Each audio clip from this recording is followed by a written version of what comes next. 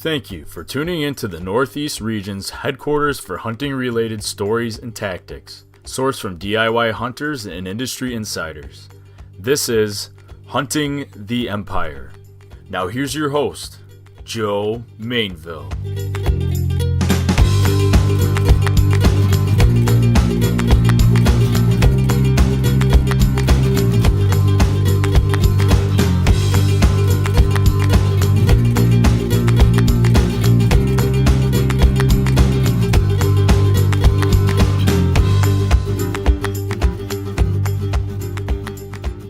Hey everybody, and welcome to another episode of the Hunting the Empire podcast. Joe here.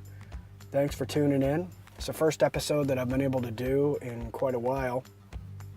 Been working a lot. I work in agriculture, so this is kind of the busy time of year for me as crops come off, and I work all over the Northeast, from down into Pennsylvania to up all over New York and Vermont. So it's been a crazy fall, and I've been trying to get out and hunt as much as I can, but hasn't been too many sits in New York. And as most everybody knows who follow along on my Instagram or even here through some of the podcast episodes, I went down to Pennsylvania with a group of guys for Sean McVeigh's Outdoor Adventures for the Map Reading Challenge, and spent 3 days down there in 5 total sits.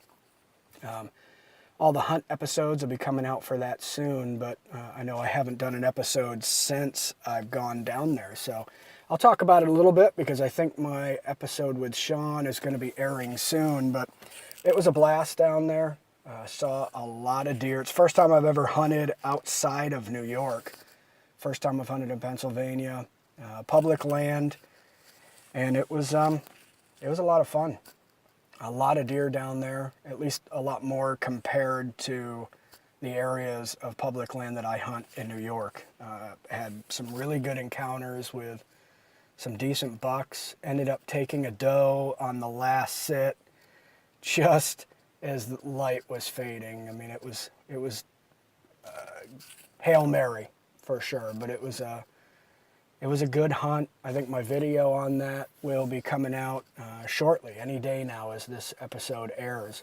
I know it's my first deer taken in Pennsylvania, this doe, and it was the first deer I've ever caught on video. So I know I was kind of caught off guard with it. It kind of filtered just at last light, kind of up across. I was on the middle of this draw, and it kind of came down in front of me, working her way with, she was the lead doe with 2 other does, behind her. And she was working her way right at me. And I turn on the camera and point it down into the area that I'm hoping she's going to kind of go broadside to a side trail that I was set up in front of on. Actually, I was, to be perfectly honest, I was really proud of myself for this particular set. It was probably one of the best running gun sets that I've ever, put myself on. I had looked at the area for about 5 minutes on that previous morning sit where I encountered a pretty nice buck, but he was too far away, and I couldn't get any kind of shot at him, and he ended up disappearing in the thick brush down there. If you've never hunted in Pennsylvania, the brush is ridiculous. They're mountain laurel and just thickets and, the pricker things, and it's nasty, gnarly stuff, but that's why there's a whole bunch of deer, and they got a lot of stuff to hide in down there, and they're like, little deer ninjas moving through all that stuff. I mean, it's pretty crazy. I was so ripped up coming out of there from all the thickets and prickers and junk, but so I kind of looked at this area that morning after I climbed down, and so it was kind of at the top of a draw that led up to the road, and then it was a clear cut down behind me, and it was a south wind, so it was blowing right in my face. I ended up getting in this kind of, it was like, you imagine kind of 3 trees growing out of the same trunk, and then they all kind of branch off in different directions. Well, I kind of picked the most southerly tree because it was kind of leaning back and I wanted to lounge a little bit, but it also gave me the best view. I use a Lone Wolf sit and climb just because it's super comfortable, and I actually attached my camera arm for videoing to my sit and climb so I don't have to carry extra camera arm and junk with me and secure it to the tree. So I like that modification that I made, but so I use the sit and climb with Lone Wolf. Been using it for a few years now. Absolutely love it. Wish it was lighter, but it is what it is. I'll go comfort over light. So I'm up in this tree, and then so I've got one kind of these branches off to my left side, or one of these branches of the trunk. So I got a trunk in front of me, and then I've got another trunk off on kind of the side of me, but I liked those two trunks kind of in front of me and off to the side as I was looking up this draw, expecting deer to kind of come over top of the road and then down this draw at night. And like I said, I was really impressed with the set that I made on this. I got up in the tree. I had good back cover. It was a good sized tree. I had really good top cover. The only thing that I realized was that any deer, well, and this is Murphy's Law, and I didn't expect deer to come from on this particular, well, I expected the direction, but I didn't expect this one trail because it was like right next to me on the left-hand side, set up on that tree, there was like an old, I don't know, four-wheeler trail or something. I think they had used it when they clear cut that section behind me, but it was kind of scrubbed in. But when I this whole section that was off to the right of me was all part of that clear cut at one point, and there was a whole bunch of trails, deer trails that were cut through that thing. I mean, hammered on. So I expected all of the deer to kind of come up over the top of this draw and then work down through that thick veg through those side trails next to me, and that would have given me, like, each one of those side trails would have given me like a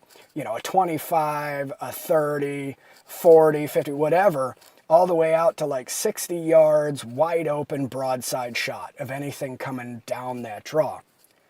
And I said, well, hopefully nothing comes right in front of me down this little four-wheeler trail, because I realized after I was all set up that when I stood up, my head was in the leaves, in the branches ahead of me.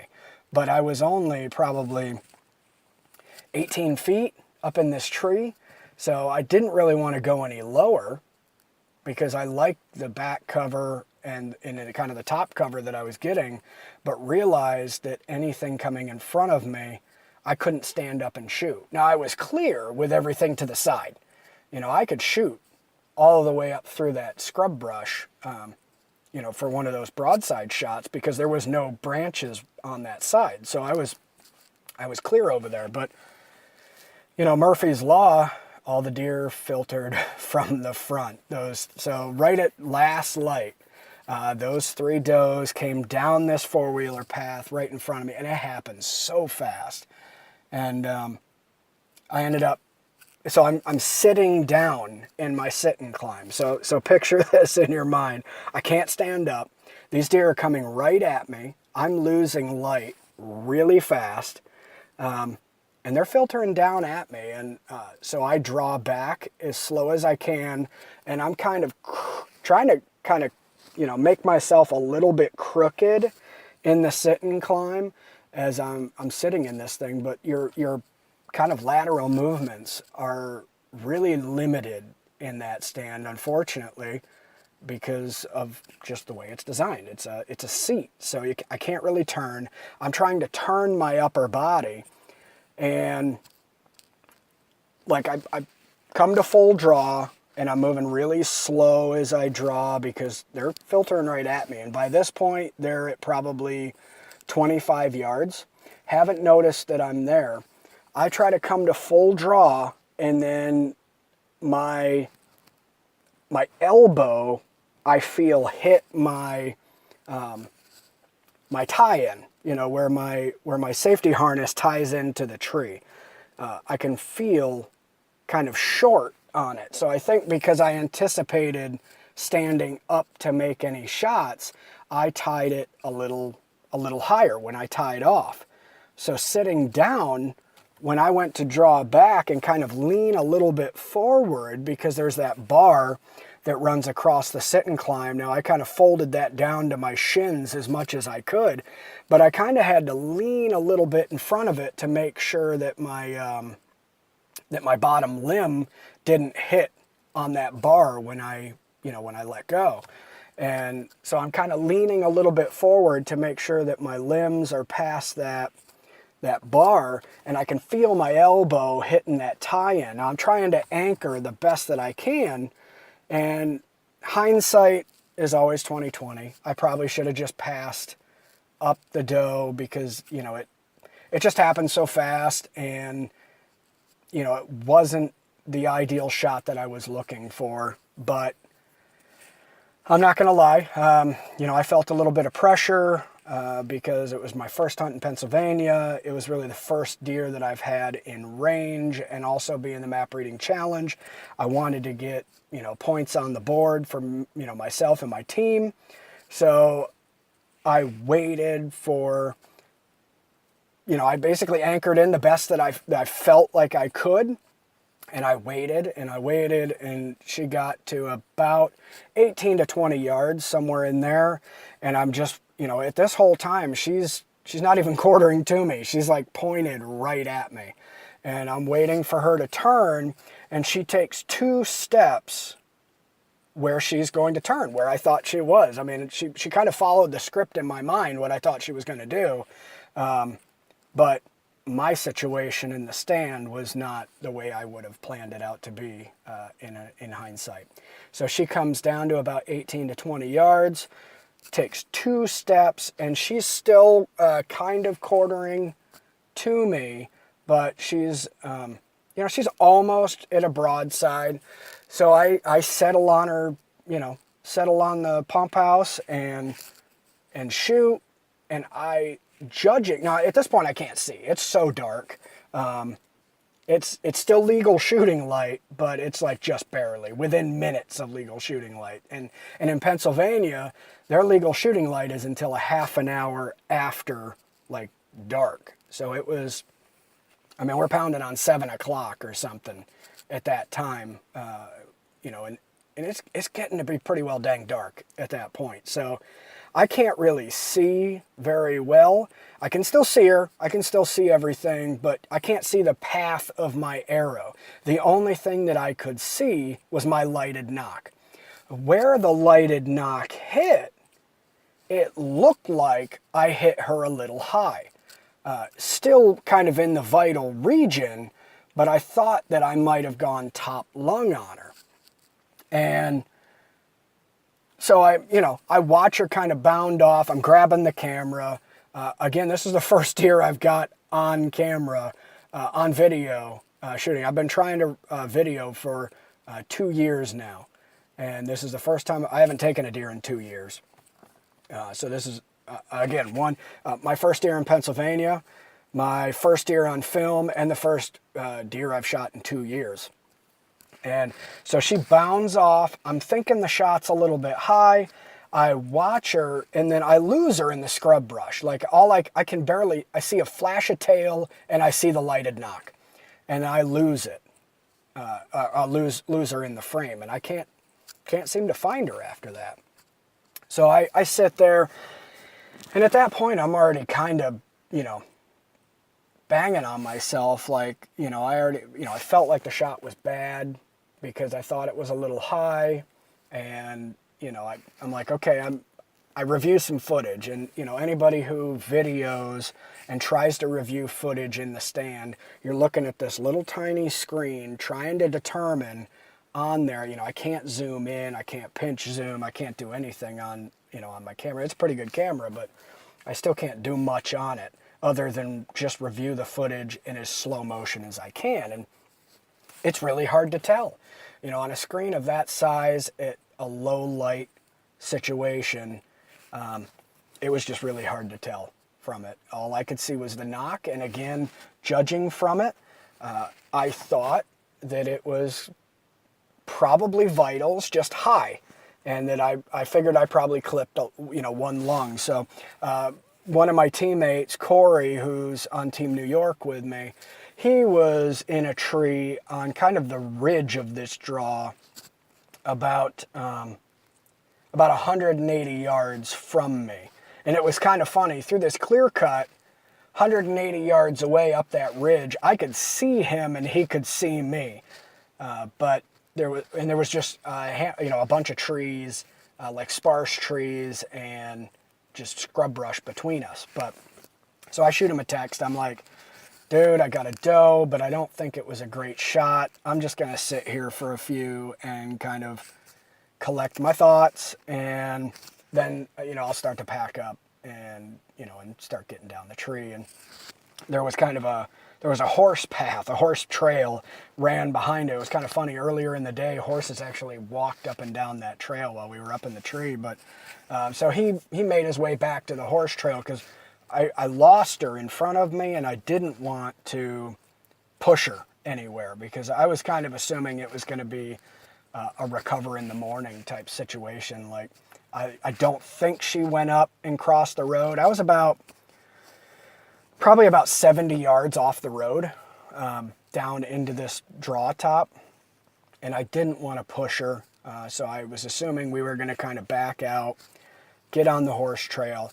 It was about a half a mile walk back to the parking area that we both parked in. And so as I'm sitting there, probably 15 minutes has gone by. I've sent a couple of texts. I sent a text to Sean kind of saying the same thing, that, I shot her, but I know it wasn't that great of a shot, and that I'm just going to give her a few and go back to the truck, unload all my gear, and then make a game plan. So basically it was kind of funny was that I'm starting to pack up my stuff. Now, remind you, earlier in this story, I told you I had these two trees kind of in front of me, which I kind of liked because I figured if anything came down through those trails, that if deer got behind those, it would give me opportunities to draw, as they couldn't see me kind of behind these trees. Well, what I didn't realize until I stood up and started to pack up all my stuff was that she had actually bounded off only about 30 yards and bed down under a tree. Because when I stood up, now mind you, it's dark at this point. I can't see the tree. I can't even see the bottom of the base of the tree at this point. But I look over and all I can see in this pitch black is the lighted knock. So thank you, Jesus, for lighted knocks. So I sit there and so I text my buddy Corey. I said, hey, dude, like, I can see the knock. I've been watching it for a couple minutes. It's not moving, but obviously we'll still go with the same plan that, we'll go back to the truck, unload, and then figure out what we want to do from there. So after, I slowly packed up my stuff, probably 15 or 20 minutes I took to pack up all my camera gear and the bow and hoist everything down, and then, undo the set and get down. In that time, she never moved. That arrow didn't move at all. And so I was assuming that she was bed down there and probably expired at that point. It didn't seem like she pulled out the arrow and it happened to be leaning against something. I mean, I could see the silhouette of a tree in the moonlight and a lighted knock sticking up. So figured she was over there. It wasn't moving. I knew at that point she was probably dead. So I said, well, I must have got good vital at that point. But so fast forward, Corey and I go down. We still end up taking our stuff down to the truck, and then we drive up to the road because basically you could get to the top of that that ATV trail, that old scrub brush trail from the road, and it's only like a 30-yard drag up to the road. So we get up there and get up on the road and come back in and track it. We track the trail all the way to where she is. And I walk up on her, and she was dead, but I was, I don't even know the right word, disappointed, probably disappointed is the best way I can put it, because while I was elated that she was dead and that she died really fast, my shot was absolutely horrible. I'm not going to sugarcoat it. Luckily I didn't get any gut. I didn't even get any arrow penetration, really. I got about 6 inches of arrow penetration, and I got her right in the back of the loin. And I hit an artery, and she bled out really fast, but it was not the shot I was expecting. So, I was, you can even tell now, I'm not happy with that scenario at all, and it's not something I practiced at all, shooting from that kind of position. And in hindsight, I should have never taken that shot at all, but put too much pressure on myself and wanted to get something. And in the heat of the moment, I felt like I was settled in, I settled my pin in the right spot, and I squeezed through pretty well, but knowing that my anchor was probably goofed because of how I was sitting and how I was angled and how my elbow was pressed up against this, my tie off in the tree, it sent the arrow in a direction that I was not anticipating. So it ended up going in the top of the loin, well, kind of the back of the loin, and clipping her. I mean, it completely took out her artery.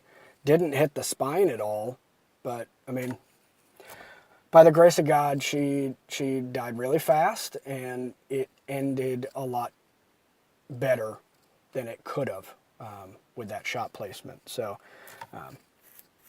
again, not super happy with the shot at all, and I'm practicing like crazy, even in that situation now, in case something does occur like that again in that kind of scenario. I can play it out a little differently in my mind. I'm using this as kind of a learning moment for myself, and hopefully a teaching moment for everybody listening and anybody who watches it.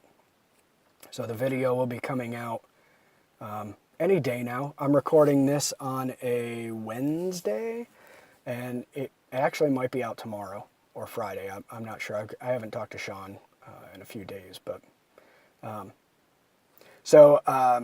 recovered her very quickly. She died very fast. Almost no meat was hurt in the making of this doe kill, and she tastes fantastic. My wife and my 2 daughters and I have been munching on the deer for probably 3 meals a week for the past couple of weeks. Made some jerky. We do all of our own processing ourselves. So she was a big doe. I think she was probably a 3-year-old doe. We ended up pulling around, my guesstimate was probably about 55 pounds of meat, finished meat, that I've got in the freezer now. I was really surprised. She's actually, as body goes, I got more meat off of her than I did the last buck that I shot. So I was super happy. I mean, I'm still stoked that I got a doe early in the season, my first deer in Pennsylvania, my first deer on camera. Obviously, I'm not happy at all with how the shot went down, but it's a learning opportunity for me, and hopefully a learning opportunity for everybody out there. Practice at scenarios and shots that are kind of might be out of your comfort zone, or ones that you don't even think could take place. And one thing that I've also been paying attention to on my sit since then is where I tie in, anticipating that if I need to shoot from a sitting position, that I need to have enough slack in that harness that I'm not going to get fouled up in it. So again, I'm paying attention to, I'm learning from this stuff. So again, hopefully my story, while it's bittersweet, you can learn something from it and not make the same mistake. This is obviously, even from the video and from this podcast, this is real life. I'm a weekend warrior. I only get out a few sits a year. I'm out when I can. I've actually got more sits in already this year than I probably did all of last season. And so I've had 5 sits in Pennsylvania only because of the map reading challenge. That was how it was designed. I took time off of work to go down for that. Since October 1st, I've gotten 3 sits in New York. So there's that. And I'm not sure how many more I'll get. I'm hoping, again, recording this on October, I think today's the 24th. And I'm hoping to get out this weekend and get out maybe Saturday.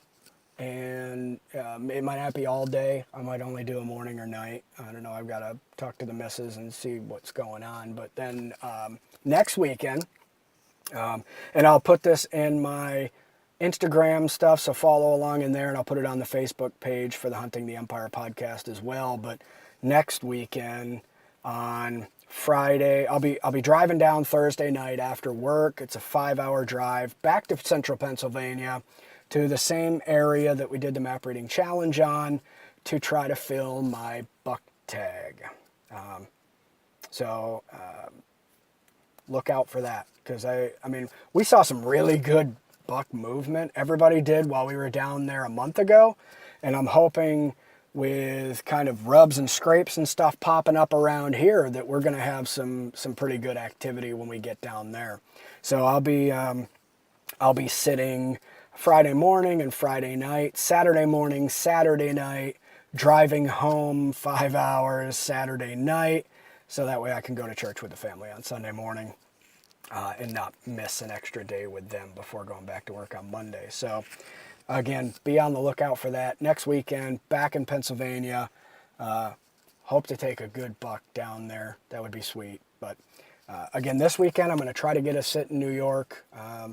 We'll see what happens, but we'll go from there. But that's kind of my update as how the season's gone so far. And, maybe next episode I can go into a little bit about it. I've been this year kind of changing my tactics from how I've ever done it before, honestly. I was introduced through podcast stuff to Dan Infault about in January or so of last year. I heard him on a couple podcasts that I listened to and kind of been enamored and fascinated with kind of his tactics and the tactics of the other people on the Hunting Beast website. And so I've been implementing some of that this year. First time I put it in practice, I didn't get, the big takeaway from that, and you'll hear it on this episode, is that scouting is super important to that style of hunting.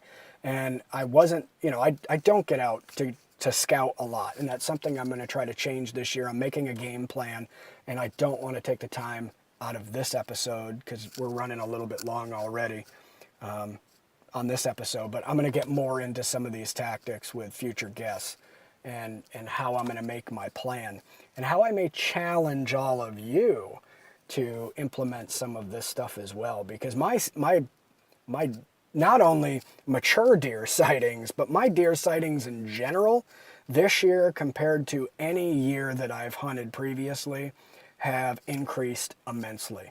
And just the features that I'm looking for, the areas that I'm hanging sets in, and just the sign that I'm seeing is completely different and so much more intense than what I've ever seen. I'm excited to see if I could just get some sits. I'd be excited to see what I'd have an opportunity to hopefully get an arrow in. But, I work a lot. This is the podcast is kind of a hobby. Hunting, while I take it very seriously, at the moment, it doesn't pay the bills, so I've got to work. And my job this time of year is usually 55 to 65 hours a week. So then I'm trying to spend the rest of the time with the wife and a couple of kids. So I don't get out to sit in the tree stand as much as I'd like to, but I get out every time, that I can. But On today's episode, we are talking with the Bowhunting Fiend, Mr. Greg Litzinger, the beast from the East, from New Jersey. And we go over a little bit of everything with Greg. I talked to him about kind of his bow hunting history and his childhood. I was kind of interested in how does the fiend get started? How is a fiend born? And so we go into his history on hunting, and we talk about some of his tactics on hunting buck beds, and scrapes and rubs and the different times of the season, and just kind of how Greg gets it done. And I think you're really going to enjoy it. Again, this is kind of a long-winded episode, mostly from me yammering on here, but I wanted to give you guys an update since it's been quite a while since the last time I was able to chat with you here. So without further ado, and on the line, I've got the Bowhunting Fiend, Mr. Greg Litzinger. How are we doing, Greg? Yeah, I'm good. Good, man. Yeah. Well, I wanted to start this thing off that before I do too many introductions is I was talking to a mutual friend of ours, Rick, Mr. Double Lunger, Yeah. earlier today, and he wanted me to say break a leg this season, but Oh, right. also two, he wanted me to offer you a little fashion advice, and his words exactly were, uh, "Bend that damn brim already." Oh, Rick. Good old Rick. Yeah, man. So there's that. So, but for anybody living under a rock and doesn't know who the Bowhunting Fiend is, why don't you just introduce yourself, what you do for a living, and how'd you get into hunting?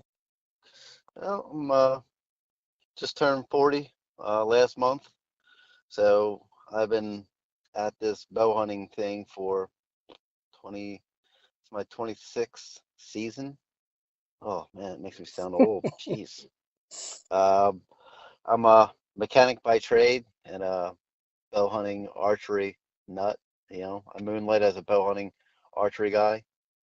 Uh, so it just been hunting, like I said, 26 years. Been shooting the bow for over 30. My dad was a hunter, outdoorsman, camper. We did it all: fishing, camping, hunting.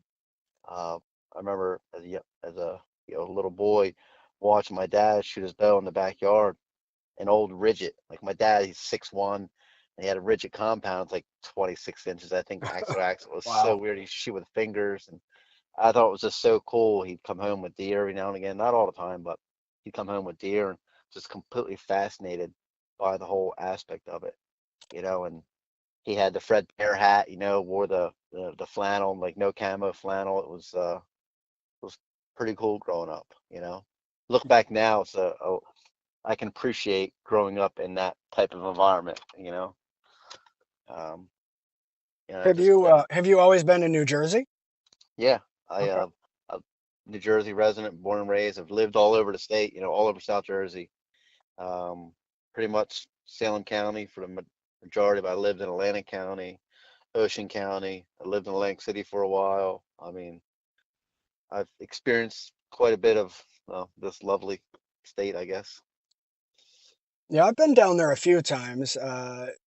Atlantic City, and I used to moonlight as a semi-professional bowler, which most people don't know about me. But There's a fun fact for you. yeah, um, but I used to do quite a few tournaments down in Jersey. Yeah. So that's about the limitation of my state visiting down there. But I always thought it was weird when I'd go down there that they had, like, compared to kind of central New York where I grew up, you get down there and some of the traffic patterns were like really weird, how you turn left off of places, and Hmm. when I don't know, it was a little bit different to get used to. Yeah. So, um, so have you pretty much since you started, we'll say, 26 years ago or so, have you always just been a bow hunter? I Have mean, or I did. how did it start off for you? Yeah, bow hunting. Just I gun hunted for years. Really just I just always enjoyed the shooting the bow aspect of it. I love shooting my bow. I remember my first compound I got, it was Christmas morning. I was 13. It was freezing. It was like, unmercifully cold. My mom had to drag me in the house because I shot that bow all day. I learned how to tune my own bow. Like I just would just tinker. Like I said, I'm a mechanic by trade, so mechanical things interest me, and it's just fascinated with the bow part of it. How far you can shoot, shooting 15 yards, you thought you were, I thought I was king of the world shooting 15 yards, and just I gun hunted, but I enjoyed it. It took me 10 years to kill a deer with a gun, and then it was pretty much, floodgates open. I just started, really honing in on hunting because I was in the woods between bow hunting and shotgun. And I just really started losing interest in the gun part of it. I mean, I belong to a hunting club in Atlantic County. We drive deer and all that stuff. And I remember the pretty much the turning point for me getting away from the gun hunting was I was sitting in my Lovely Bayou climber and I had this huge 9-pointer working a doe. I mean, at 15 yards, I could have shot it with my bow, which I seen that deer. I could put the gun up on it, and it was like, you know what? You deserve so much more than to be, killed with a gun. And it just got me thinking. I was like, it just wasn't for me. I'm a great gun. I mean, I enjoy shooting guns and stuff, but as far as like killing game, I just prefer with the bow. I just love the challenge, this, just the closeness of it. Yeah, I don't know. Yeah, no, I can relate. I mean, I came into archery and bow hunting much later in life, but it's been about, I don't know, 6 or 7 years since I, started getting into archery now, and I I don't know, it's just different. Something changes in you, and Hmm. that's, I my all my guns collect dust now because all I want to do is shoot the bow, You know, and I don't know. So yeah, you I know, can it's, relate, as I'm sure a lot of people can. You I know. guess, we all reached an age, like a few years ago, I had a shoulder injury where I didn't really hunt that much because it hurt to shoot my bow. And I went gun hunting that year, just being in the woods. I went, shotgun and muzzleloader. And the last deer I killed with uh, a gun, you know, first day out with a muzzleloader, and this big 8-pointer pops his head up out of this field. Like I'm in my stand like 10 minutes.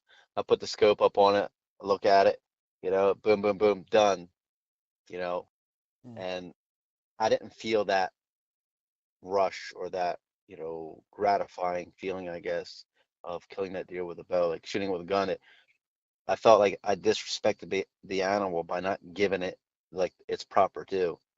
Um, it's hard to explain. Like there was no connection with the animal. Like I killed it, and that's kind of was that. It just kind of ended there, and there's no like walking up to the deer. It was like, man, I got dragged out of the woods. It was just that whole thing I get with bow hunting was gone. I'm like, this is so not for me anymore, and if Yeah, I can't if no, I can't bow hunt, I mean, I'll get a crossbow. It's still kind of it's really not my cup of tea. But if I'm injured and I can't pull a bow back, I don't think I'd go with a gun ever again. You know. yeah, I had a similar experience. I remember, being out and here in central New York, the particular county I was hunting was like shotgun only. So I was out with the shotgun. It was cold and whatever, what have you. And, I remember just kind of staring through the scope down the shotgun, and I almost felt removed from the situation. It was a little different than having that buck close to you, kind of intimate with the bow, and you're looking through your peep at it, but through the scope and a little bit further away, I just kind of felt removed from it. And again, kind of like you said, it just changed the dynamic and the feeling of it. Yeah. It's just different. You got a gun rest, you got the scope, you got all these things. And you just, you take the safety off and you just slow squeeze the trigger. And I mean, 95% of the time, if you're a semi good shot, that bull's going to go where you tell it to go. Where like with bow, you got to draw the bow. You're but deer's looking at you with a bow. I mean, you might have to hold your bow for a minute, 2 minutes. With a gun, you're on a rest, and deer's looking at you like, whatever, you know, you know, I'll wait for you to move. There's no physical taxing of the body, I guess. Yeah. You know, but like I said, to each their own. I don't knock gun hunters, or crossbow hunters for that matter. We all gravitate towards the things that mean the most to us, I guess. Um, and bow hunting is kind of what I gravitate towards. Yeah. No, that's cool. No, and I think a lot of people can relate, and to each their own. I still, I go out and gun hunt every once in a while and enjoy it as much as the next person, but my passion lies within bow hunting. So Yeah. I kind of want to pump the brakes and jump back a little bit. And how old were you when you shot your first deer with a bow? I was 15. Shot him on my 15th birthday. You remember that hunt? I'm sure you do. Yeah, it was Can like I you said. can you take Yeah. us through that? See, it was I think it was like a Wednesday or Thursday. I come home from school, and it said the season open had just that Saturday, so it was only a few days prior. And me and my buddy Rick, we were going to go hunting after school. My mom's going to take us down. So I come home from school, get everything ready, and my dad takes us down there, drops us off, and we scouted this whole little piece of public, county land public. We scouted, we hang, tree stands and stuff. And I used to have this little hang on I used to carry with me because I was tiny. When I say at 15, I mean, I struggled to pull back 40 pounds. Like it was a chore. Like I was little. So I used to carry this stand because I bought it because it was only 6 pounds. I mean, it was a little death trap, but I can you move maneuver it up a tree, and I had screw in steps, which you weren't supposed to have, but that's all I had at the time. And I remember spiking the tree, screwing it, the 6 or 7 steps in, hanging the stand, and you know, waiting out the hunt. And then I remember hearing this stick crack. I looked to my left and I could see a doe like pretty much right underneath me. And I'm like, mm. So I go to grab my bow. I look behind, catch a glimpse of, a buck. And I'm like, oh, and instant adrenaline surge. I couldn't breathe, like the whole, rush of emotions. And since it was my birthday, my friends at school decided to pretty much punch me 15 times, 1,000 people. So I had a hard time lifting my bow up just out of the holder. So I was just, literally got, beat up all day. And I go to pull my bow back. I can't even get my bow back. I'm so sore and so jacked up from adrenaline and muscle sore that the deer, both of them walk by and they're walking with my buddy Rick. And I'm like, I can't believe this. And I don't know what happened. They got spooked or whatever, but they turned around and came back. And then I gave the old sky draw, everything I had to get the bow back. And the deer was, coming across this little opening, and I didn't stop him. I was trying to like time his movements. I end up, taking the shot. The arrow hit. He ran off. You hear the old aluminum arrow hitting the trees, and it was just like such a cool feeling. And then we wait till dark. We get down, and my buddy Rick lived a few miles away, so we walked to his house. Called my dad. We couldn't find no blood or anything, so my dad says when he gets off of work, he's gonna take us out there. So Rick and I both missed school the next day, which is pretty rad for parents to do. Yeah. Yeah. We're out there, at 6:30. Like my dad got off at 6. We're there at 6:30. It's in the dark with flashlights. Horrible flashlights because flashlights were terrible back then. And there's a stand. There's where I think I shot him, and nothing. And it's kind of swampy, cattailish. And all of a sudden, right around daybreak, my dad's like, I got a drop of blood. And we get the one drop. And one drop turns into 2, 4, 6. And sure enough, there was the buck about 70 yards away. I end up shooting him in the jugular vein. Like I didn't realize he was like facing towards me. The arrows, half the arrow was still in him. But I end up hitting him because I thought he was walking broadside, but he was actually walking towards me.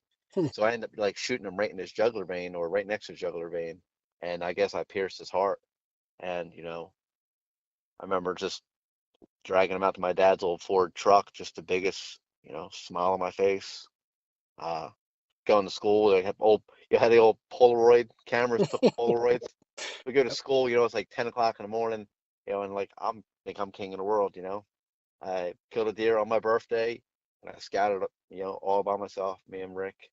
So him and I, like we made a good hunting team back then. We still do. We're still hunting together now. So it was pretty much public land kill, buck on your birthday. It's doesn't happen to too many people, I guess. No, that's cool. And then the Bowhunting Fiend was born. Yeah, I guess, yeah. Well, speaking Yeah. of that, where did the Bowhunting Fiend name come from? Um, so yeah, I guess whatever I do in life, like I said, whatever I do, I really immerse myself into it. Uh, for years, I mean, my late teens, 20s, my whole 20s, I was I loved snowboarding. I traveled the country snowboarding. That was my thing. That was my outlet, my creative outlet, I guess. And I mean, I'd work all night. I'd drive to mountain, snowboard all day, get like 3 hours sleep. And people were like, "You're just a fiend," and it just kind of stuck. And then once I guess started devoting, time to actually hunting, seriously, like actually take hunting super serious. It's just kind of just meshed in, and here I am. When did you make that switch from kind of hunting casually to then kind of assuming that role as the Bowhunting Fiend, where mature bucks and finding bedding areas became the mission? After a few surgeries, accidents at snowboard, bruised femurs, two torn ACLs, meniscus, you know, you can't do the things you want to do, and it, because I spent all winter and spring snowboarding, because I never really scouted, Hmm. and then I have this time on my hands because I can't ride. If I ride, it's just like I'm gonna, just be in bad shape. So there was like a big adjustment. Like I needed some type of outlet, I guess, to get that out. And I started scouting and started reading books. I've hunted, this is probably 17 years into hunting, so what was I, 14 to 17, 31, I guess. It kind of was like a switch, like, all right, I need to do something. And I just immersed myself in knowledge, I grew up in the era of Miles Keller, and I remember reading the articles on him. So I just started finding old articles on him, Greg Miller. Um, I stumbled upon Dan Infalt, John Eberhart, all these, the Fitzgeralds, watching old VHS, from the, late 80s, early 90s. And these guys just spent a lot of time scouting. So I'm like, well, it works for them, so it's got to work for me. And uh, trial and error, and 2 years, 2 seasons of scouting, I finally killed my first, big deer, I guess, by industry standards. Um, and then that was like the once that burden was lifted off my chest, I wouldn't say it became easier, but I allowed it to happen a lot more because I didn't put restrictions on myself or doubt what I was doing. It seems like when I talk to just killers like you, and I've talked to a couple other guys who prescribe to kind of Dan Infalt's uh, methods, and I just started. I kind of got introduced to Dan's stuff about a year ago, but this has kind of been the first season I've been able to put it in place. So it's been an interesting journey so far for me. But it seems like the biggest takeaway that I find that separates, I mean, there's a lot of differences in what aids in your all's success, but the biggest that stands out to me is just the devotion that you guys all have on that scouting aspect, and getting that intel to be Yes. able to then go in there.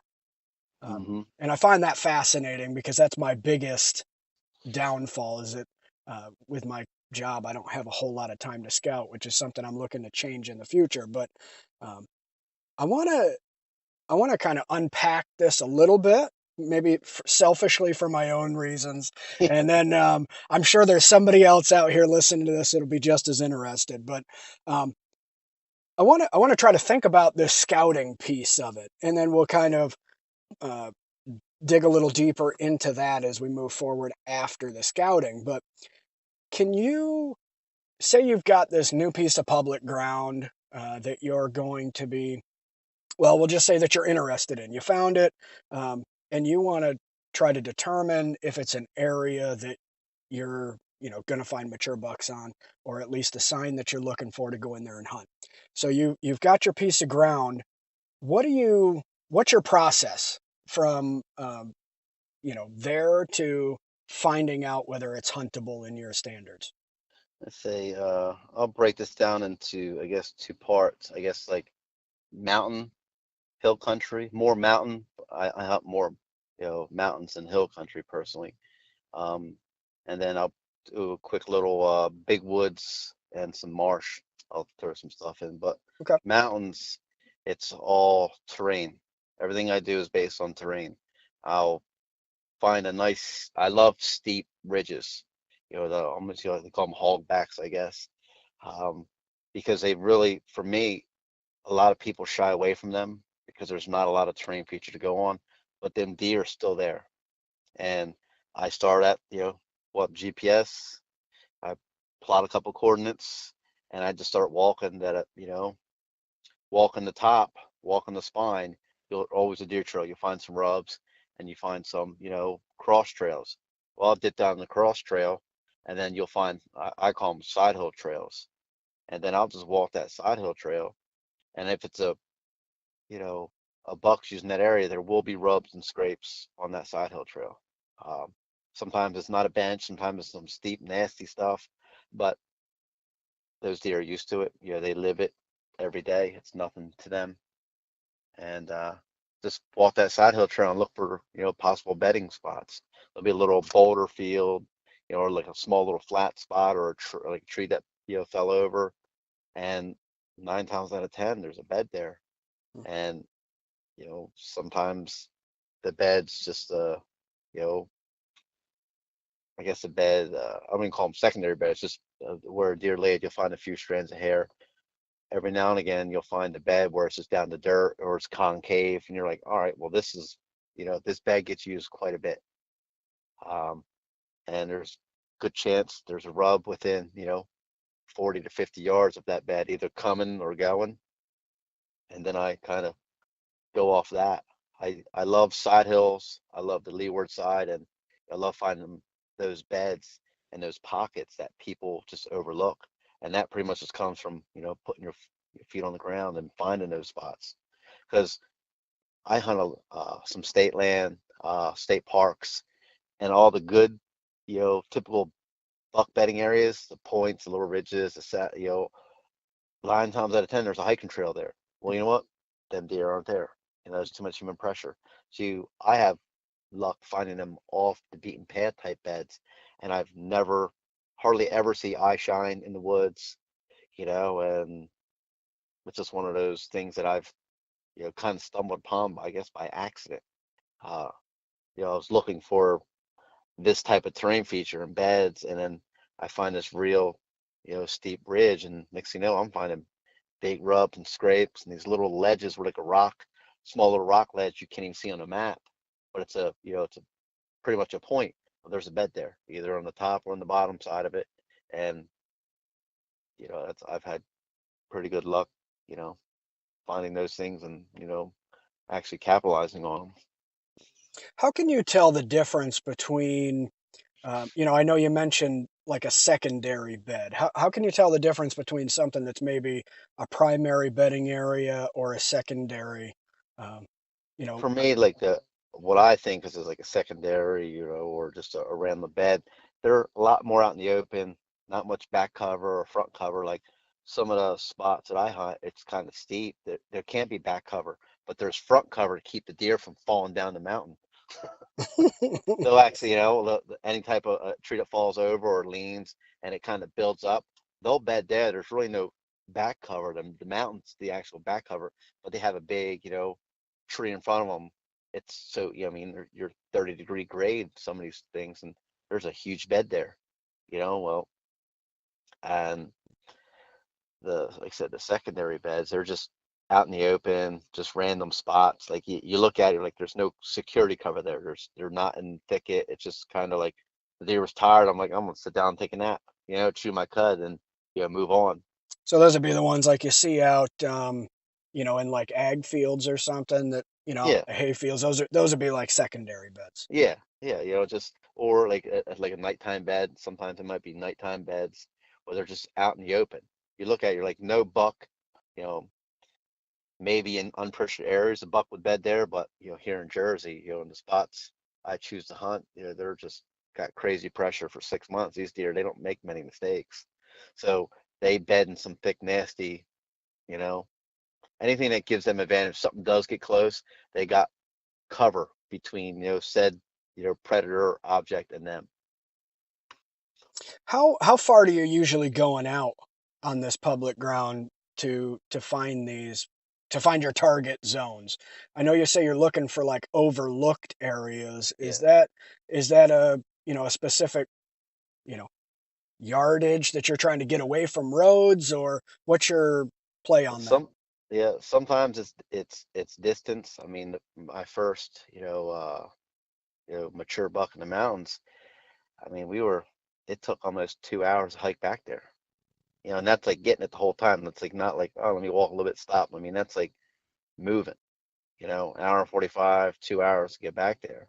Uh, and that's just simple fact that I just found the bed back there, just, randomly walking around the woods, like, all right, I think there might be a bed here. I'm not 100% sure. There's a lot of hiking trails. And sure enough, I found the banger bed and it was like, oh, that's weird. But this deer is just watching the hiking trails. I think maybe he's entertained by them or whatever, but it was the big bed that was, 80 yards away from like two intersecting hiking trails.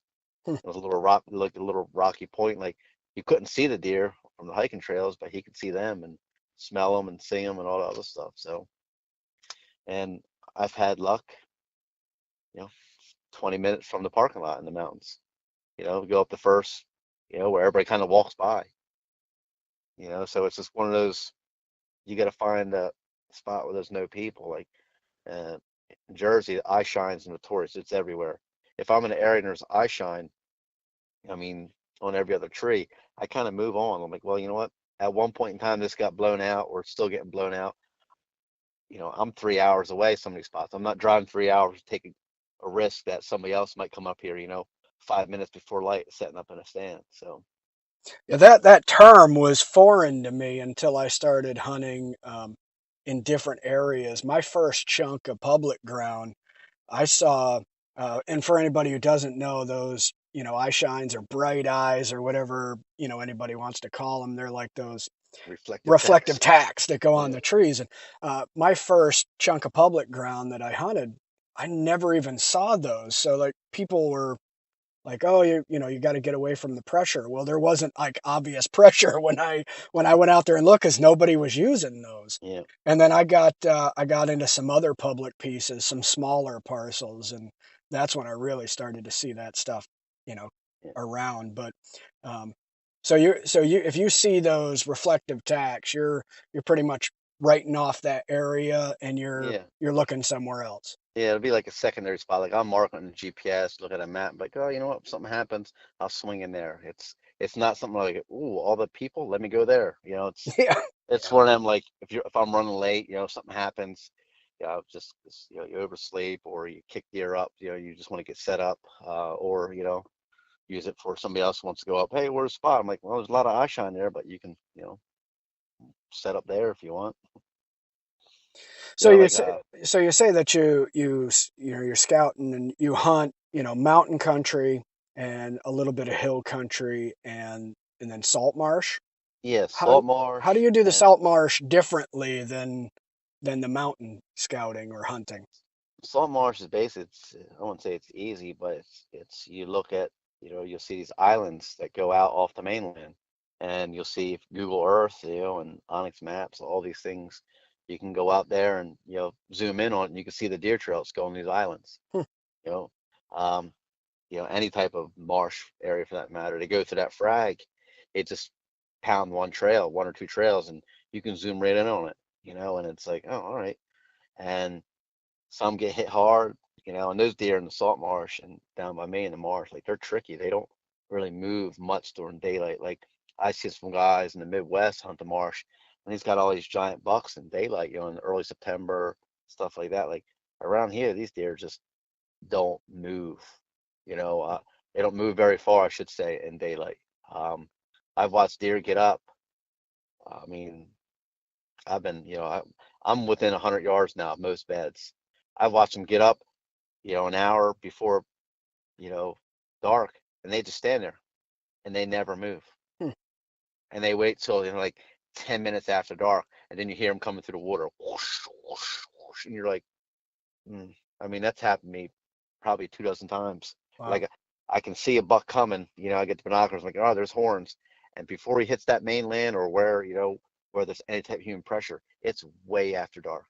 And there's nothing you can do. Like I've tried sitting on the ground. I mean, they're just a tricky Hmm. I mean, I've killed bucks out there, like they're just they're very smart. They're betting on those things for a reason. The thermals, the winds, like they're just masters of their domain out there. And it's exciting because I've seen some of the biggest deer I've ever seen have been in those marsh areas, and it's like sooner or later I'm gonna wrap my hands around 160, 170 inches of antler. Might take me another 20 years, but I'm gonna do it. Those so the bucks that you hunt in mountain country and the bucks that you hunt down on those salt marsh, is there a have you observed a difference in how each one of those move compared to the other? Uh, Salt marsh deer are, I think, a lot more cautious. Um, most salt marsh, the mature bucks, like I said, even during the rut, like they're very cautious of what they do. Um, I think the mountain deer, I think 'cause it's just a lot of it's come down to pressure. Like the mountain deer, I won't say a little more carefree, but there's certain aspects I think that forces them, like I've seen, in the mountains, they can, there's only so many spots they can get up in this little crevice. So they're almost, they're funneling deer movement somehow from the terrain. But like in the salt marsh, he wants to bed in this island. I've watched him loop, like 500 yards away from any tree line to get to this island, and there's nothing you can do. You're like, you know, so you just watch them. You're like, they're so wary. But in the mountains, I wouldn't say they're easier. I find it a little bit easier in the mountains. Um, I get a little more consistent wind than thermal, like the marsh.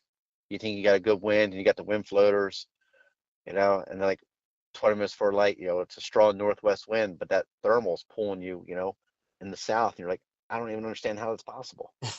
But it's just that's why that buck's bedded there, and no matter what angle you go at them, they know how to come off these islands and be, 95% protected. Um, and some guys are a lot better marsh hunters than I am. I mean, that's for sure. I know some guys that just they figured it out. I guess like I figured the mountain thing out, like it kind of clicked. Some of these guys just figured these marsh deer out. And it's like, oh, you know, and I'm pretty proficient, I guess, in the big woods aspect of it. 3,000 acres of unbroken timber, pretty much like no major roads. I won't say I got them figured out, but I can understand how they move from point A to point B, relatively easy. Hmm. Killing them is a different story. I can find them, find where they're traveling, but killing them, that's a whole nother. Seeing and killing is two different things. Is that something that you can shed a little light on, I guess? And so one of the properties that I hunt is about 13,000 acres of straight timber, but it's broke up by, a series of roads. Yeah, like Uh, cart roads or something like that. Yep. I mean, Yeah, some of it's like like a two track, and some of it's like a goat path that I don't. yeah, And they open it up seasonally, mostly during gun season. And I've been hunting this particular chunk for 3 years now, and I don't feel like they have a pattern at all. It seems like they just kind of wander the woods aimlessly. And This what the for me in the big woods is I use like the satellite imagery, Google, and like backdate it to January, and you find these dark pockets, like mature bucks that are pressured in any avenue. You know, they don't ever want to break cover, no matter what. Miles Keller back in the day was a big guy on that. Hmm. John Eberhart to this, modern day, Yep. he's very efficient, killer. He's pretty big on that. Like they don't break cover hardly ever, and they will, you know, and it can be their downfall because you got like a little L, like transition lines, like a little L that's real thick, hollies or scrub oaks or whatever it might be, pines. That little bend where that little thing's like, there's always deer traffic there, and that gives you, for me, like an opportunity to kill something. Like they can pretty much bed anywhere. So I use those transition points, find those transition points, and I've had pretty good luck doing that. Finding scraping areas in the big woods, and rub lines. I've tracked some of these rub lines, for 700-800 yards with my GPS. It's like every 20 or 30 yards.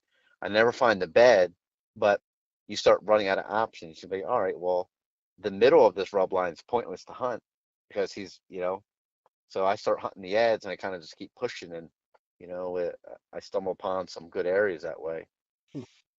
But like I said, they Google Earth in January and any swamp or any big woods, you're going to see them little dark spots. That's still dark. There's probably deer sign in there. All right.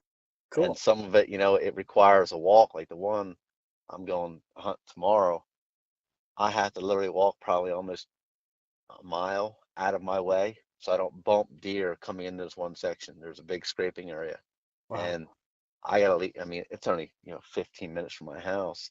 I'm leaving here at 3 a.m. just so I can get there and enough time to be set up quiet. Uh, you know, and I found that spot pretty much the same way.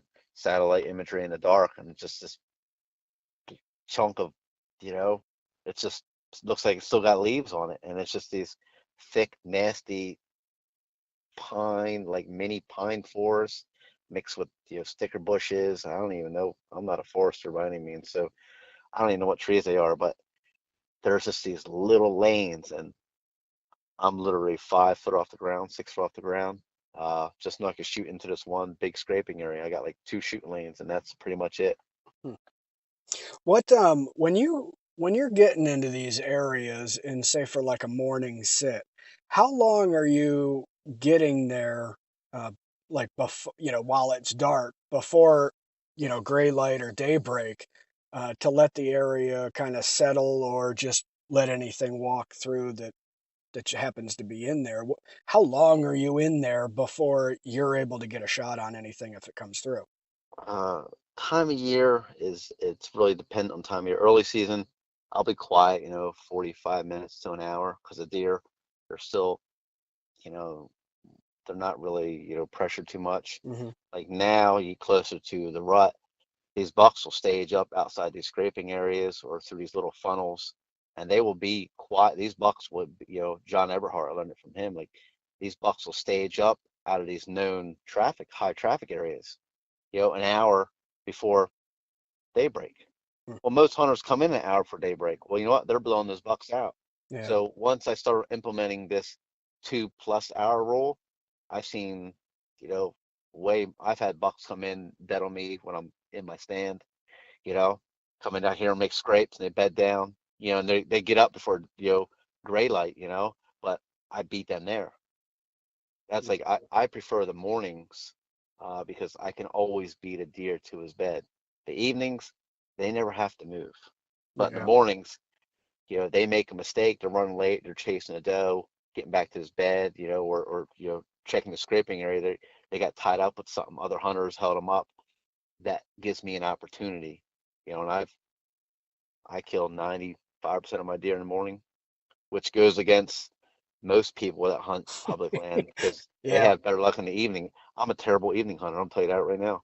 Like if I'm off for the next 12 days, I might sit maybe 5 evenings because it doesn't pan out for me very well. Like I don't see a lot of mature deer at night.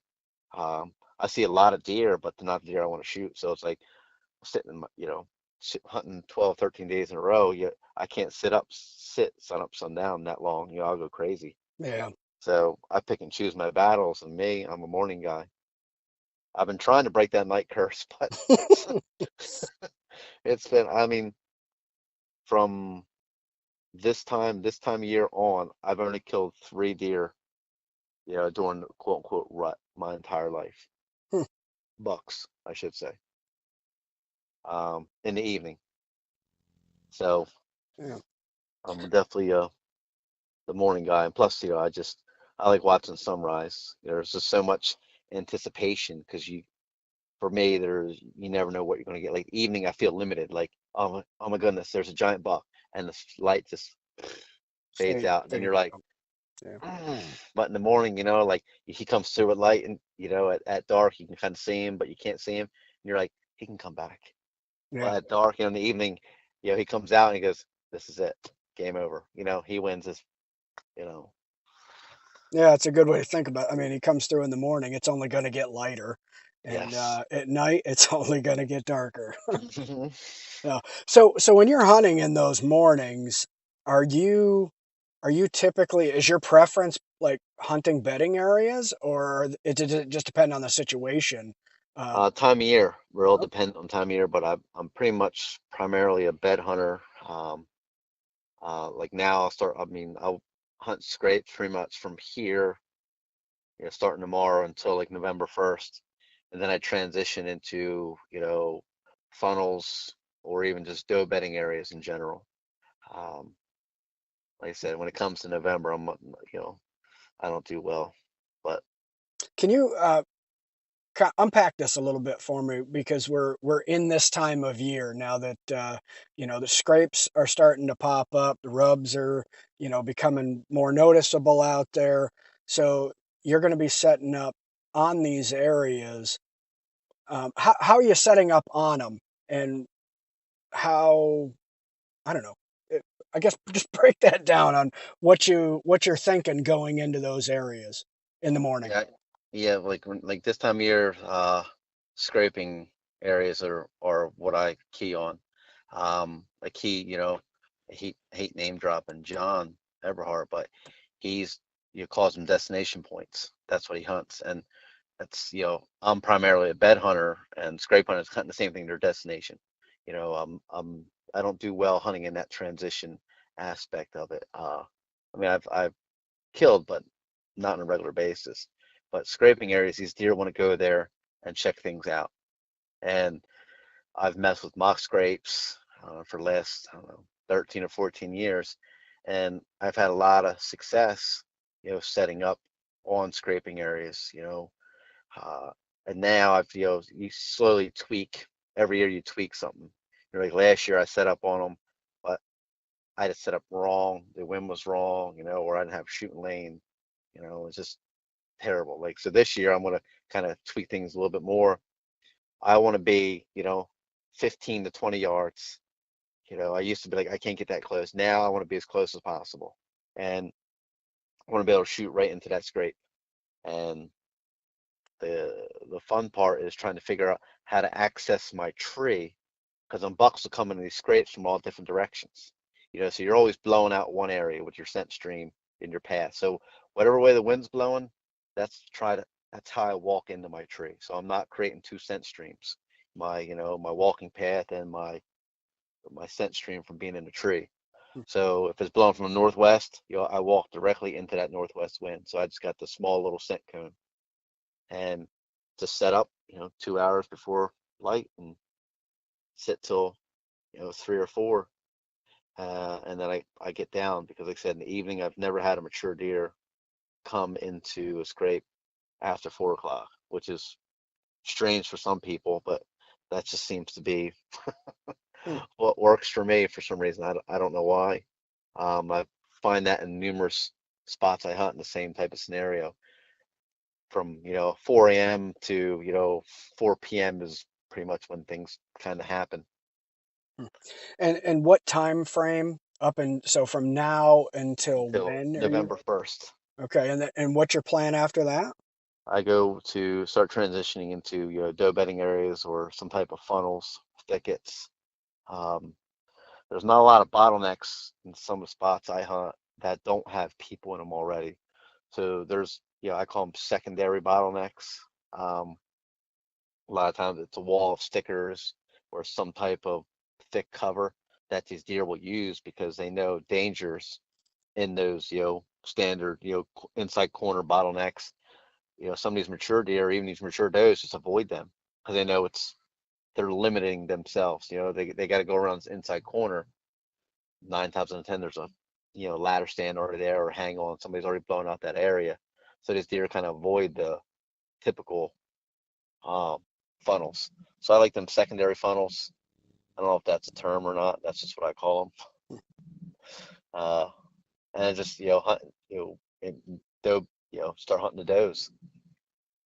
And Okay. what I find I have difficulty with the rut is I'll I'll see an absolute giant, but 90% of the time they're running either 100 miles an hour chasing a doe or chasing off another buck, or they're coming in, all of a sudden the doe pops up, from outer space. I don't even know why, and she takes them away. Like I from November 1st on is a very frustrating time of year for me. I'm hoping to break that curse this year. I feel good. I got some vacation. We got a lot of days, and I'm really gonna, finally get that, you know, big mature buck in when it's somewhat easier to kill. I Yeah. kill them, I kill all my big deer in the hardest part, that, dreaded October lull. That's when I Oh, kill my deer. I It's hate that. easy. Hate that term. Yeah, yeah. Well, yeah. It's just, to me, it's just people that don't understand. Deer move. They just don't move as frequently. Yeah. But like during the rut, I see them. I just can't kill them, and that just drives me up a wall. I mean, like last year, I had a big deer come in, and I didn't have camera light. Like I had plenty of shooting light, but I don't have a very good camera. So I'm having to watch this deer at 10 yards, 15 yards. It's like, hmm, watch him like walk in and walk out, 2 or 3 times. Like, just come on, just either bed down, stay, or just leave and don't come back. And of course, when he gets shooting light, he don't come back, and it's like, At what point during the season are you keying in on those, like a close proximity to those buck bedding areas that you've been scouting for? early season. I mean, pretty much from Jump Street. Okay. Uh, I think to get some people. I mean, I do have some observation stands, but for the most part, like a, a lot of areas I hunt just receive a crazy amount of pressure. And now with trail cameras and baiting's legal in Jersey, Hmm. so once August hits, everybody's got their cameras out. They're starting to bait with the minerals, and they're in the woods a lot. They're pressuring these deer. I mean, they're not putting the cameras like on the trail field as like they're already in the woods. So come September, these deer are already like, I know what's up, you know. So I go right to the beds right from Jump Street. Opening day, I'm on a bed. I don't mess around. I don't, I'm gonna just feel things out. I have so many beds, so many spots. I mean, I think I probably have 40 different beds I can hunt in Wow. a given season. I don't even hunt 40 days in a row. Like I got more beds than I know what to do with.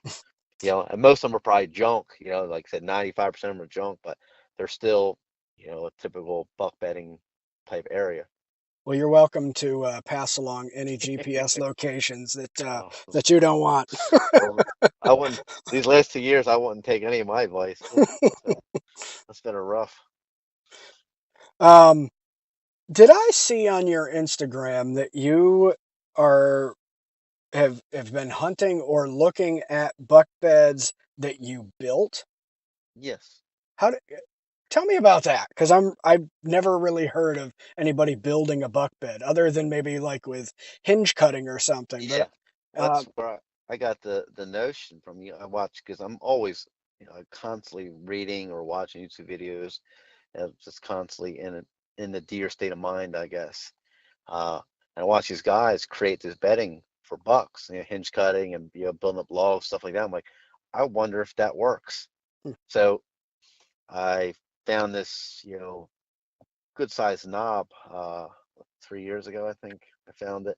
Like this would be a good buck bed with a south wind. there's a, an old, I guess it'd be a gas line, I guess. I don't know. I've never seen it, but it's a, would be looking like a gas line was there. But you don't see the yellow pole, so I don't really know what it is. There's no overhead lights. Like it's just like a dirt road, but it's like super straight, and it's just inside the woods there. It goes down into a big, low-lying swamp. I was like, there's a deer would bed here with a south wind if he had, a place to bed because it's pretty nasty. So I went in there and kicked the brush out, brought in a shovel and rake and dug out like 3 or 4 beds. I mean, like really dug them out, made nice flat and, cut easy, walk past like I see people do on, YouTube.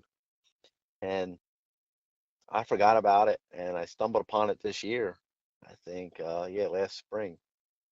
And I was like, wait, I made beds in here. I went in there, sure enough, 2 of them were getting used. And I'm No like, kidding. holy, my goodness. Hmm. So there again, I went in there, I cleaned it up. I made it, we got real sticker bush in there. I pushed the sticker bushes back, find some logs, some trees, and a lot of deadfalls, and like throw them over sticker bushes, and build up sticker bushes, build up walls. And I actually went in there last week and checked, and there's actually a good sized rub coming out of the one bed. So I backed out of there and I hunted it on Sunday morning, and I had a buck actually come in, work in like a, imagine like just exactly like I thought he would do. Come into the scenario down, J Hill kind of like side hill almost into this bed, and he kind of hit right where I was, I actually walked, and he stopped. He smelled the ground a little bit, and he's looking at the bed like he wants the bed there, but he could smell me from the day before. And he stands around. He doesn't get spooky. He backs up a little bit, and he's looking around. He seemed like look up, and he kind of just feeds off. But it was kind of cool. He was going to the beds that I built. Yeah, it's pretty And wild. I don't think I've ever heard of anybody building yeah, buck beds on public ground. yeah. I mean, and Tim, he was like, "You're ahead of your time." Yeah. Like, So you might have a business opportunity there. yeah. Like some people do it, but Hmm. like I said, I'm sure people do it in public. I thought it was just neat because now Well, it gives that's me, yeah. I mean, you you've know, started a trend now. I'm sure that's going to be the new thing popping out. yeah. Like so, I'm gonna try that a few more spots. That because like some of the areas, I'm like, man, this would be a good, it's a perfect spot for a bed. But like I said, there's no, there's trees uprooted. Like it's just not enough flat spot for him to bed. So I'm gonna go in there. I got 2 other spots. I'm gonna do the same thing. Uh, Build out some beds, and you know, I lured them in with when I built those beds. I brought in a bunch of scent. I think Acorn Crush or something, whatever they had. And like I sprayed all around to get deer in there. So Mhm. I don't know if that had anything, to do with it, but Yeah, that I makes built a sense. I bed. was I was wondering how you were, able to introduce the deer to that area, whether it be just they happened upon it or if you use something to kind of Yeah, to bring it to sure. It's like some type of calming scent would bring them in, or any type of deer scent, or even food. Especially you're going to build them in the spring. Food's a great idea. If you go in there, with some attractant, they're gonna gravitate towards that. them. Yeah, I'm gonna go out and try to build one in my backyard now and see if I can just get it. And then I'd save me a drive. Yeah. For your scouting, and how many hours do you think you scout throughout the season and the off season? I actually logged it 2 years ago. I had like 112 hours in, Wow, jeez. and that's not driving. That's actually like woods time, and that was pretty much from middle. Because I always go out right after shotgun season, as our gun season. I mean, we get hit pretty hard. Mm. So I like to go out after gun season and find these because the new bucks will get pushed out of areas, and you'll find fresh rubs. In the middle of December, December 15th, December 20th. Some new rubs will pop up, and it's some bucks that got pushed out wherever they were hunting, living. So I start scouting in middle of December, uh, and I pretty much scout all the way up into turkey season. Um, Pretty much every weekend. Uh, it's rough on the family, because Yeah. I dedicate pretty much Sunday's my day. And then sometimes I make Saturday my day too. So I have a very understanding family. Yeah, Uh, I'm with you. yeah, Do you use trail cameras at all? very rarely. Okay. And if I do run them, like last year, I ran 3 cameras, and they pretty much put them out in, September. I pulled them in December, and I pretty much just look at what's going on. I don't put them over feed. I don't put them over minerals. Okay. I either put them over a rub line or a scrape or, like a trail coming in out of a swamp, like a pretty active trail. And it's pretty much, I'm not trying to timestamp them. I'm just looking at, I want to know what deer are doing for intel, what deer do naturally without any human interference. Hmm. Okay. Um, Too many times, like, yeah, you put them over a mock scrape.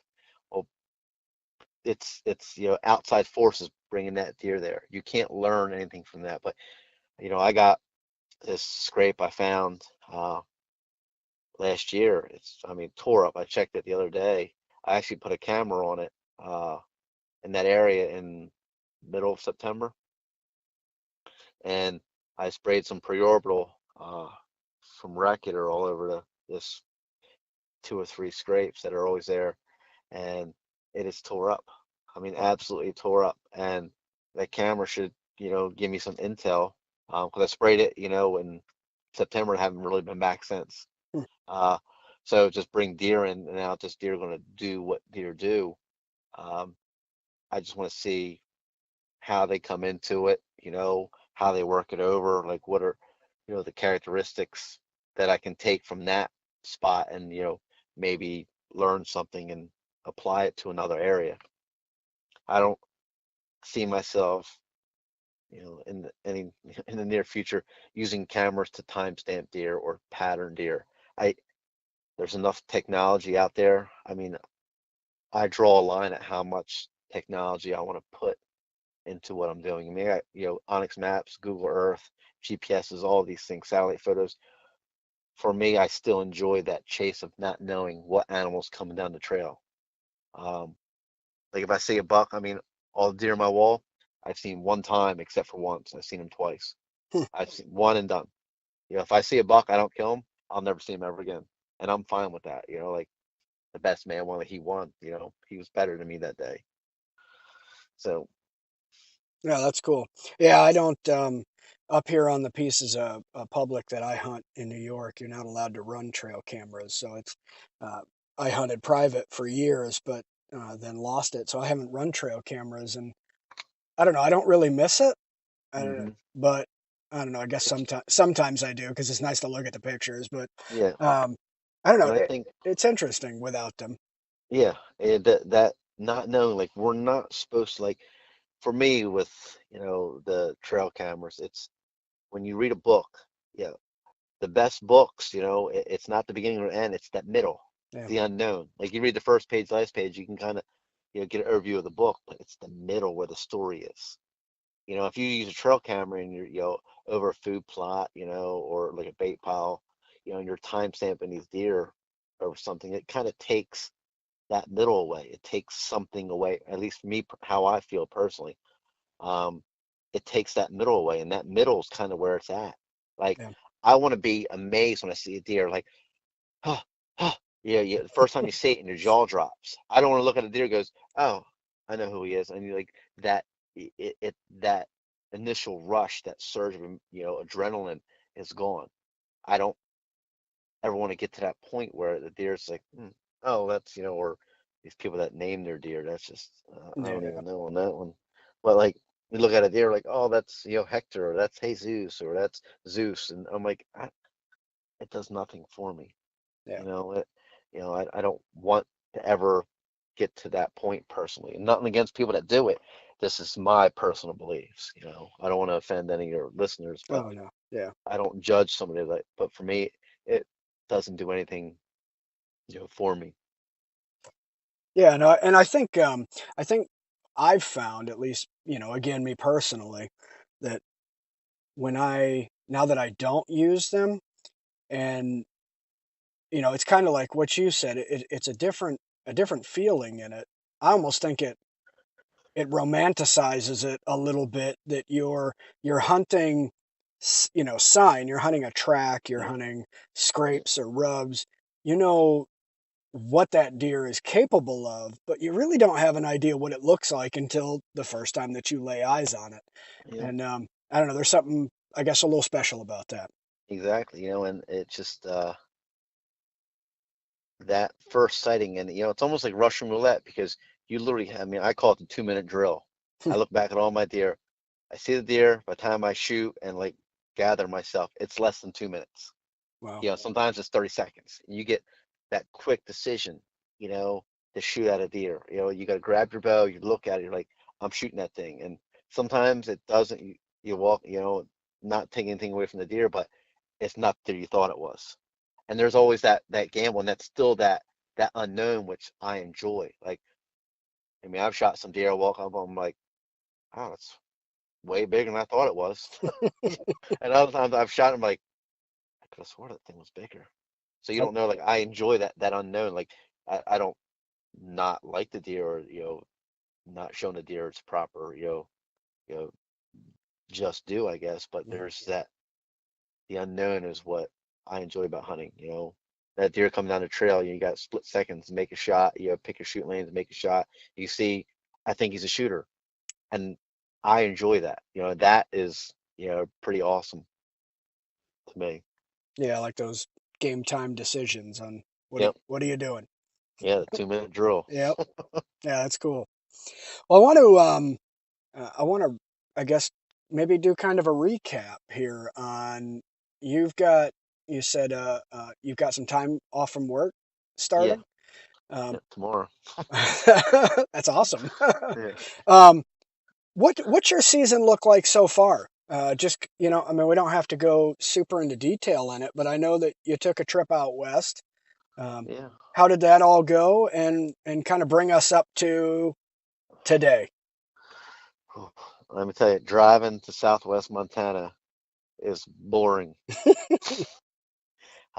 We left Unless you for got podcasts to listen to. yeah, just even that after a while, just being in the Yeah. truck, it's like just- it doesn't end. You get in like South Dakota, the road's like straight. Like you can take your hands off the wheel. You can fall asleep and wake up 3 hours. And you're still going straight. Like the road just doesn't bend. There's no dips. There's no nothing. It's just like flat, straight nothingness. Oh, but yeah, we went to Southwest Montana over the counter. Uh, said my buddy Rick that was with me when he killed my first deer. So we set up on one mountain range, hiked up in. Didn't really know what we were doing. I've never seen an elk in person before. Never in a zoo. Nothing. I've never seen an elk. Never heard them bugle.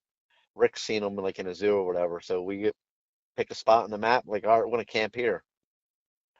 We're sitting there as just cooling off because it's like 95 degrees, and we're walking back to the spot where we're gonna camp. It's kind of like a little like a little depression in the rocks and a little tree for cover, and we hear a bugle. So I run. We're 100 yards apart. I'm running down this mountain because I don't know what to do. I'm in panic mode. What do I do? So we gather stuff up and we go on this point, and you hear the next they're bugling all over the place. And it's like one's down below. We got two down below us, and like one off in distance, and like one behind us, and they're just screaming.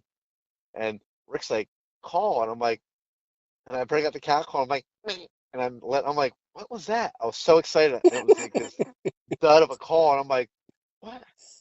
And I like three or four tries to actually get a good call to come out.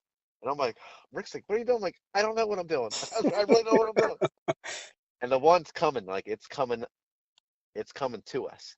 So I sent Rick down the point, and I should have went with him. Um, I sent him on the left side of the point, and I stayed kind of on this right side.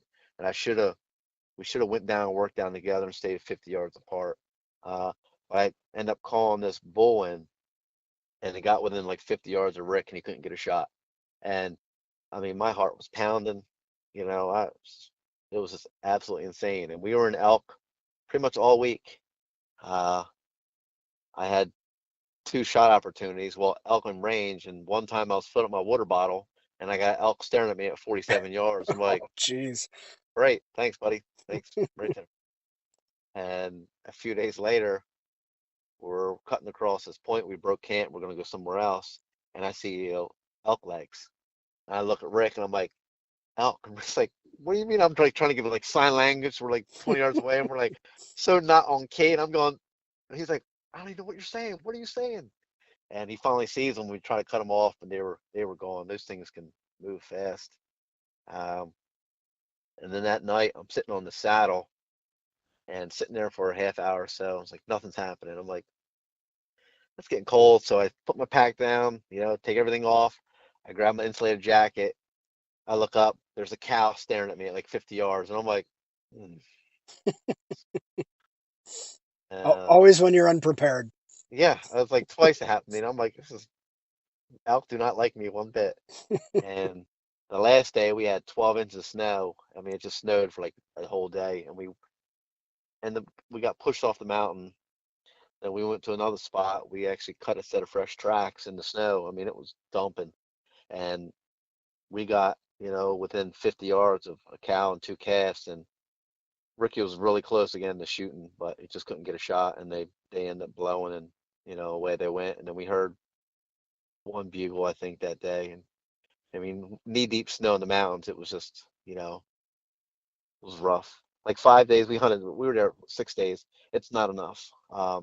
Hmm. If I go back next year or the year after, it's got to be a full 2 weeks of actually, or like 10 days of hunting, because 6 days is it's just not enough. Started figuring things out, and by the sixth day, it was we got to go home. Time to go. Yeah. Yeah. Hmm. No, it's But cool. It sound, I followed along on your Instagram story, and it, yeah, it it looked like it was a blast out there, though. yeah. I mean, it was September what 14th, and it was the snow, and I'm like, Yeah. to me, it was like the highlight of my hunting. Like I've had a lot of awesome moments, but to be there, with Rick, we've been best friends since like the seventh grade, and him and us doing what we've done so many times before, like so many firsts together, just chasing the elk in the snow in the mountains in Montana in September is just a feeling, a situation, a feeling I'll probably never experience again, unless him and I go, out there and the same thing happens or something. But it was just awesome, and seeing just the quietness, this the terrain, the trees, and actually being an elk was, pretty awesome. Not too bad. A couple flatlanders from Jersey who's never seen an elk actually, almost get shots on elk, Yeah. which Say, is say, not even seeing one in a zoo, and you almost get shots off on one. yeah, and I never thought those things are huge, big cow. You look at it, you're like the one that we were on the last day, like I could see her, and I'm looking at her, I'm like through my binoculars, I'm like, how am I gonna get this thing off the mountain? Like she was just a massive animal, and it's like, oh, there's just, I'm looking at thinking of all the work. All right, we shoot her. We have to, it's snowing. I mean, snowing on top of snowing. I'm like, that's a lot of work to get her out of the mountain. Then you got all that weight, and you're slipping and sliding. You're like, man, this is like the greatest horrible story at the same time. Like, yeah, we killed an elk. I'm like, oh, I broke my leg coming off the mountain because you got, 100 pounds of meat on your back, and your frozen rocks and everything. But I wouldn't Uh, trade it for the world. no, it sounds like a blast. It would be another first. I mean, Yeah, but well, all right. So that was mid-September. Fast forward, we are now end of October. You start like a vacation, I'm yeah, guessing tomorrow. yeah, What's your yep. what's your plans for this rutcation? Let's see. I'll be hunting over scrapes until November 1st. Then transition, like I said, into those, doe bedding areas. Um, really, I feel I haven't felt this positive about the rut in a long time. Because normally I'm like, oh, here we go again. I'm not going to see anything. Like I invest a lot of time in the off season, particularly for November. Like I can find buck beds, I can hunt them anytime, but to actually locate, and they said a lot of intel on the cameras. A guy had like I had them on rub lines last year, and they're pretty much rub lines, I guess you would call them, where they got hit in the beginning of October, these rub lines, and then magically come November 4th and 5th, you start seeing some buck movement on there. So I hopefully, just hopefully things will pan out this week. Our regular season ends on Friday, and then our permit season starts on Saturday. So technically, I can shoot 2 bucks with a bow. Oh, wow. So I got up until Friday to shoot one with a bow, and then I can get the whole month of November. Um, what has dogged me in the past is I'll shoot a buck on the first day of permit, and then I can't hunt November. Oh, geez. That's happened 3 times. I'm not complaining, don't get me Yeah, wrong. yeah. But it's like, where were you yesterday? Yeah. I shoot them and they're always like Saturday morning, like right at daybreak. I'll crush one. It's like this whole season I've been waiting for this moment, and like now, the best time to be in the woods, I can't shoot a buck, and that's cursed me. I shot my biggest buck to date. Shot him over a scraping area on the first day of permit. It was October 26th, and I shot him, at 7:15, and couldn't shoot any more bucks, and I had opportunities at very nice mature deer, and it's like, yeah. So if that happens this year, I'm buying a license in Delaware, and I'm just going to hunt in Delaware because I'm not going through that again. I'm not having to, sit there, deer of a lifetime, walk by you because you can't shoot it. Like that is like a great feeling, but it's also like getting stabbed in the stomach with a Yep. knife. And you're like, Well, we've been talking for a while now, and I guess before I let you go, how can I know you're pretty active on social media. How can people find you out there and follow along with what you got going on the rest of the yeah, season? Instagram and YouTube. YouTube, I got some old stuff. I got some stuff editing I'm working on, but I just got a new computer, so I'm not the best editor. So it takes me a long time to, actually put out something. But Instagram, it's about as easy as you can get, I guess. Bowhunting Fiend on Instagram and Bowhunting Fiend on YouTube. Uh, I've been, hopefully have some more videos out. I got some doe kills from last year, a doe kill from this year. So All right. just, yeah, follow along. There'll be probably some funny stories. I'm always having funny moments in the woods. If you ever want to feel good about yourself, you Yeah. can follow my feed because you'll be like, all right, now I don't feel so bad about myself because that Yeah. happened. Like, Yeah. Yeah. Please, everybody listening, go out and follow Greg on his Instagram and his YouTube. Uh, Chocked full of great stuff. yeah. Really good information. I always look forward to when you throw up those Insta stories or your posts on those buck bedding areas that you find and setting them up, and Yeah. it's all super interesting stuff. So, Yeah. Hopefully somebody picks up something well, out well, of those I guess things. we'll find out. My season's still Yep. going. I'll keep you posted on that. Awesome. But all right, well, if you would hold on the line just a second, I'll Yes. wrap this up and we'll go from there. There you go. Another episode in the books. Big thanks to Greg for coming on the show and taking the time out of his schedule to chat with me a little bit and dive deeper into the mind of the bow hunting fiend. Wanted to remind everybody to please go on and leave a review wherever you get your podcast episode from, whether that be iTunes, Stitcher, Castbox, anything like that. Please go on and leave me a review. It's the only way that I know if I'm doing good things here, and I'm trying to do good things for you. So please go on, leave a review, hit subscribe, share it with your friends. A lot more great content coming down the pipeline. Again, this next weekend, I'm going to be down in PA for kind of I'm hoping it's going to be rut time frame-ish, kind of maybe that cusp between pre-rut and rut. I think there's going to be some seeking activity going on in those bucks down there. So follow along on Instagram at Hunting the Empire Podcast and on Facebook at Hunting the Empire Podcast, and I'll be posting updates. I got really sketchy cell service down there, so I'll try to post as frequently as I can, but keep an eye peeled. I appreciate the support, and we'll get some more episodes rolling at you here soon. So until next time, take care and God bless.